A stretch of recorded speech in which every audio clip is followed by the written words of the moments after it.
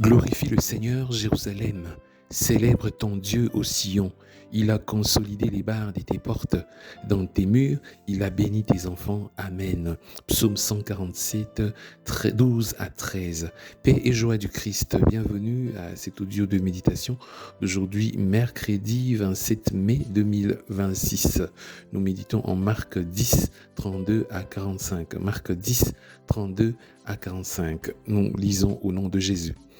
En ces temps-là, le disciple était en route pour monter à Jérusalem. Jésus marchait devant eux.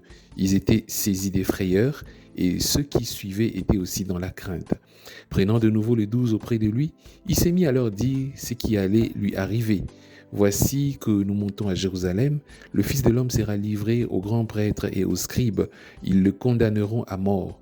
Ils le livreront aux nations païennes qui se moqueront de lui et cracheront sur lui, le flagelleront et les tueront, et 3 jours après, il ressuscitera.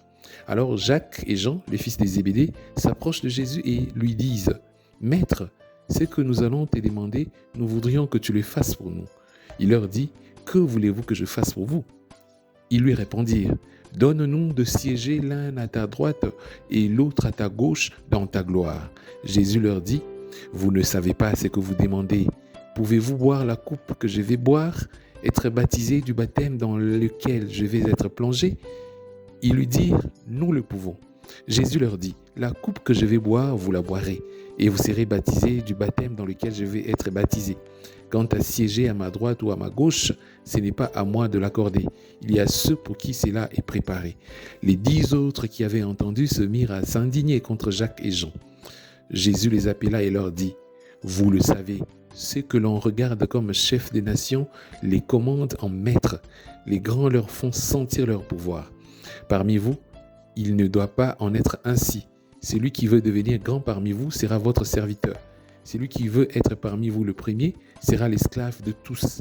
Car le Fils de l'homme n'est pas venu pour être servi, mais pour servir et donner sa vie en rançon pour la multitude. Acclamons la parole de Dieu. Louange à toi, Seigneur Jésus. Nous pouvons nous dire, nous qui méditons, comme les disciples, nous aussi, nous sommes en route pour Jérusalem, la Jérusalem céleste, et Jésus est les capitaines qui nous précèdent. Nous aussi, nous sommes dans la crainte, effrayés par tout ce qui se passe autour de nous. Le changement climatique, les catastrophes naturelles, les conflits armés, les conflits des relations professionnelles, sociales, les conflits au niveau de la famille.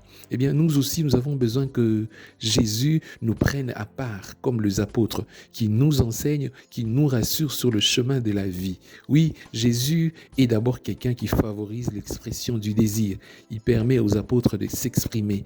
Que voudriez-vous que je fasse pour vous ? Eh bien, c'est avec beaucoup d'attention qu'il a suivi la demande de Jacques et des Jean.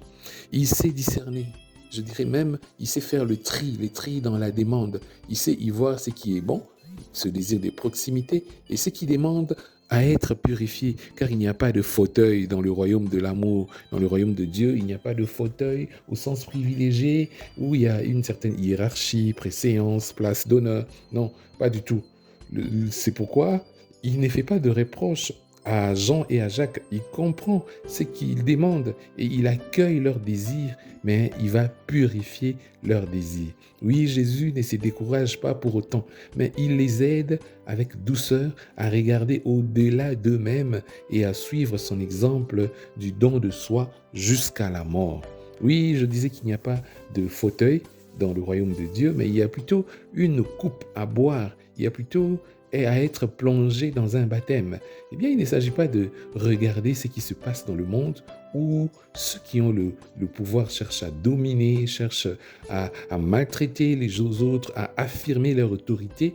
Ils cherchent à ce qu'ils soient honorés, qu'ils soient acclamés, qu'ils soient loués. Mais parmi vous, il ne doit pas en être ainsi, dit les Seigneurs. Il ne s'agit pas de regarder ailleurs, mais de regarder plutôt le Christ. Oui, notre unité des mesures, notre référence, c'est le Christ. Il n'est pas venu pour être servi, mais pour servir. Oui, nous le pouvons en le regardant, en nous imprégnant de ce qu'il est, de ce qu'il a fait.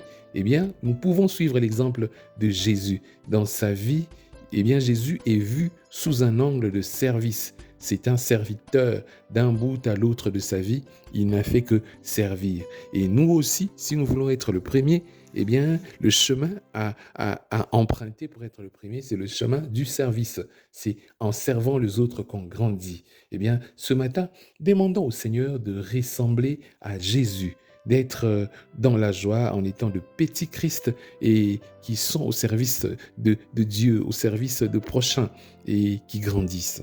Prions le Seigneur. Seigneur, je ne me laisserai pas me fatiguer parce que je suis en train de servir. Non, je ne me fatiguerai pas de servir, car je sais que c'est la voie de la grandeur que tu as donnée comme un modèle à suivre. Au lieu où j'ai un quelconque pouvoir, je te prie, Saint-Esprit, aide-moi à m'examiner pour prendre conscience si je fais sentir mon pouvoir ou si j'utilise mon pouvoir pour servir les autres. Aide-nous à servir, à être le premier à servir. Éloigne de mon cœur des ambitions démesurées, que la flèche de l'orgueil ne m'atteigne pas. Par Jésus, le Christ, notre Seigneur. Amen. Bonne journée, que Dieu nous bénisse. Amen.